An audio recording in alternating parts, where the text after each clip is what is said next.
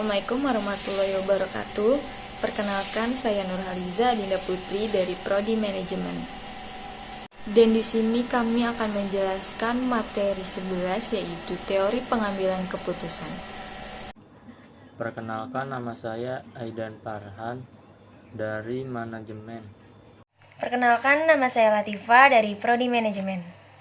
Perkenalkan, nama saya Muhammad Jenuri, NIM 0221004, Prodi Manajemen. Saya Sylvia Delora, NIM 0221051, Prodi Manajemen.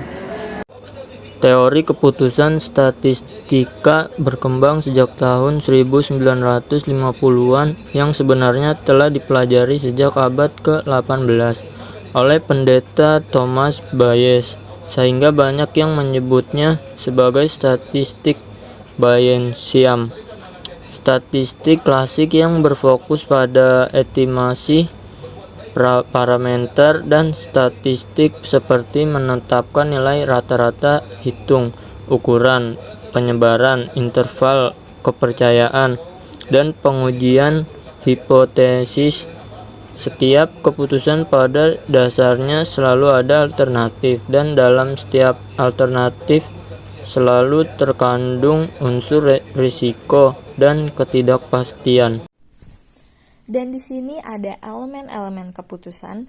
Setiap keputusan dalam statistika mempunyai 3 elemen atau komponen, yaitu pilihan atau alternatif yang tersedia bagi setiap keputusan. Stage of nature, yaitu peristiwa atau kejadian yang tidak dapat dihindari atau dikendalikan oleh pengambil keputusan. Dan yang terakhir, hasil atau payoff dari setiap keputusan. Hubungan elemen-elemen dalam keputusan menurut Lin tahun 2002, yaitu peristiwa, tindakan, hasil, dan payoff. Peristiwa ini adalah ketidakpastian berkenan dengan kondisi mendatang. Pengambil keputusan tidak mempunyai kendali terhadap kondisi mendatang. Tindakan ini adalah 2 atau lebih alternatif dihadapi pengambil keputusan. Pengambilan keputusan harus mengevaluasi alternatif, memilih alternatif dengan kriteria tertentu. Yang terakhir, hasil atau payoff, laba, impasse atau break even, dan rugi. Dan yang ini adalah keadaan dalam pengambilan keputusan. Setiap pengambilan keputusan akan menghadapi 4 keadaan, yaitu yang pertama kepastian, kedua resiko, 3 ketidakpastian, dan yang keempat konflik. Teori keputusan dalam ilmu statistik berhubungan dengan resiko dan ketidakpastian. Saya akan menjelaskan di sini yang pertama, yaitu kepastian. Keputusan dengan kondisi kepastian terjadi apabila semua informasi yang dijadikan dasar keputusan tersedia dan valid, atau informasinya yang bersifat sempurna dan tidak bias. Dan yang kedua, resiko. Keputusan dalam kondisi beresiko terjadi apabila suatu keputusan tidak mempunyai informasi yang sempurna, namun memiliki kemungkinan atau probabilitas suatu peristiwa akan terjadi. Dan yang ketiga, ketidakpastian. Keputusan dalam kondisi ketidakpastian menunjukkan kondisi suatu keputusan tidak mempunyai informasi yang sempurna dan probabilitas suatu peristiwa tidak diketahui. Dan yang terakhir, yaitu konflik. Keputusan dalam kondisi konflik yaitu keputusan di mana terdapat 2 atau lebih kepentingan. Keputusan terhadap kepentingan tersebut memerlukan skala prioritas, sehingga keputusan dapat diterima oleh semua pihak. Kemudian ada keputusan dalam keadaan beresiko. Di sini pengambilan keputusan dalam keadaan beresiko berarti bahwa terdapat informasi namun tidak sempurna, dan ada probabilitas terhadap suatu kejadian. Yang dimaksud dengan resiko adalah adanya probabilitas terhadap kejadian tersebut. Di sini ada beberapa langkah yang diperlukan dalam pengambilan keputusan beresiko. yaitu yang pertama, mengidentifikasi berbagai macam alternatif yang ada dan layak bagi suatu keputusan. Kedua, menduga probabilitas terhadap setiap alternatif yang ada. Ketiga, menyusun hasil atau payoff untuk semua alternatif yang ada. Dan yang keempat, mengambil keputusan berdasarkan hasil terbaik. Slide selanjutnya yaitu ada keputusan dalam ketidakpastian. Keputusan dalam ketidakpastian ini menunjukkan tidak adanya informasi yang sempurna. Juga tidak adanya probabilitas atau informasi tentang probabilitas suatu kejadian. Nah, untuk pengembangan teori keputusan dalam kondisi ketidakpastian, ada beberapa kriteria yang telah dikembangkan, yaitu yang pertama ada kriteria Laplace. Kriteria ini menekankan bahwa setiap peristiwa memiliki probabilitas yang sama. Suatu keputusan akan diambil apabila hasil perkalian antara hasil dengan probabilitas adalah yang tertinggi. Apa itu probabilitas? Nah, probabilitas yaitu peluang atau kemungkinan dari suatu kejadian. Yang kedua ada kriteria maksimin.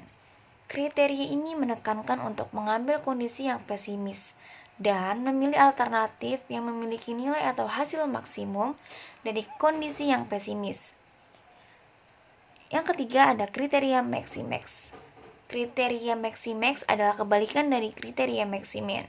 Kriteria ini menyarankan pengambilan keputusan bersifat optimis dan memilih hasil maksimum dari alternatif terbaik. Yang keempat ada kriteria Hurwitz. Kriteria Hurwitz ini menghendaki adanya koefisien optimis dan pesimis sebagai jalan tengah antara kriteria maksimin dan maximax. Alternatif yang terbaik adalah nilai yang tertinggi dari hasil perkalian antara hasil atau payoff dengan koefisien optimis. Nah, yang kelima atau yang terakhir yaitu ada kriteria minimax regret. Kriteria minimax regret menekankan pada opportunity loss, memiliki alternatif dengan regret minimum, nilai hasil atau payoff yang tertinggi nilai 0. Dan nilai lainnya merupakan selisih antara nilai alternatif tertinggi dengan nilai pada alternatif tersebut dan dipilih yang maksimum. Yang selanjutnya itu ada nilai yang diharapkan atau expected value dengan singkatan EV. Nah, EV ini merupakan rata-rata tertimbang dari payoff untuk setiap peristiwa. Sesuai dengan hukum ekonomi, manusia berusaha memaksimalkan keuntungannya. Maka keputusan yang diambil adalah keputusan dengan nilai EV terbesar. EV memiliki rumus yaitu payoff dikali probabilitas suatu peristiwa. Nah, metode lain dalam mengambil keputusan selain EV ini ada expected opportunity loss dengan singkatan IOL.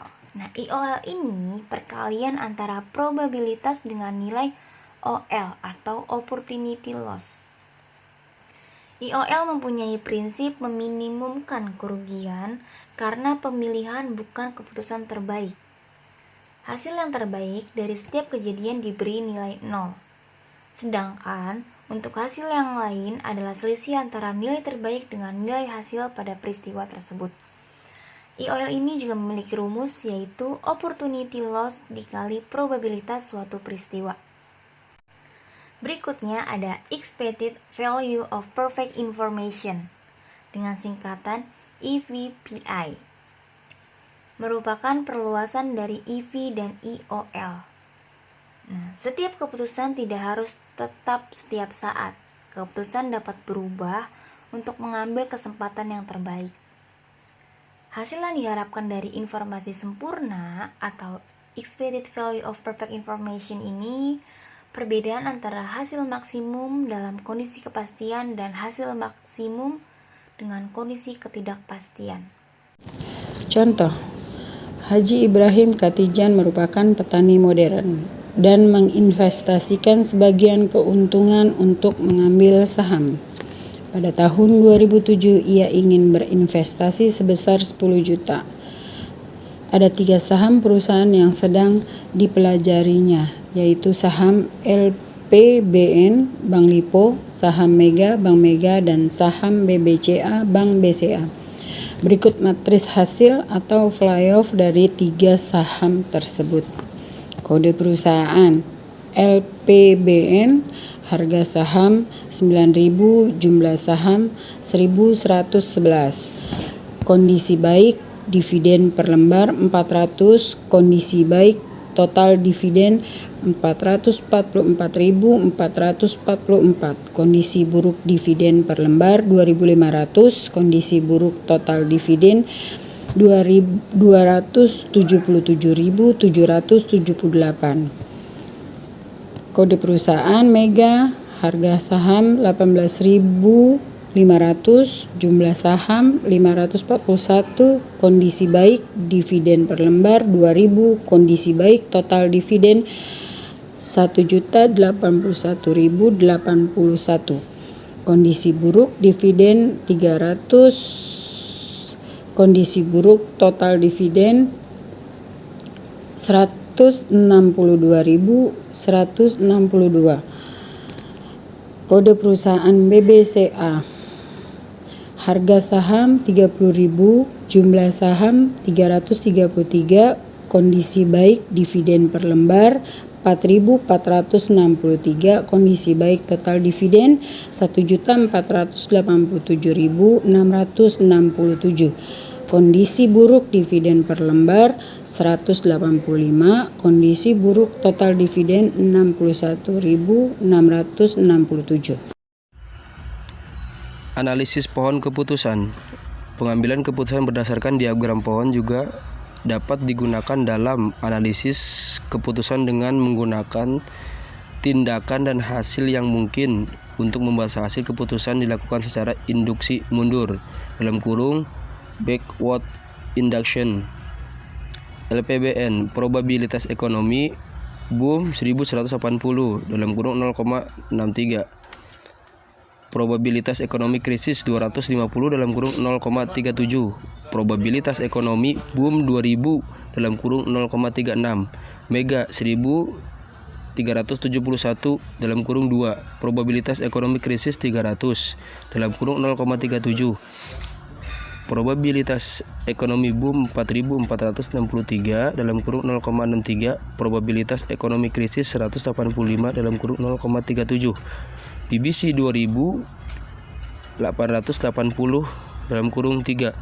Thanks you everyone. Kita harus bijak dalam mengambil sebuah keputusan. Terima kasih. Wassalamualaikum warahmatullahi wabarakatuh.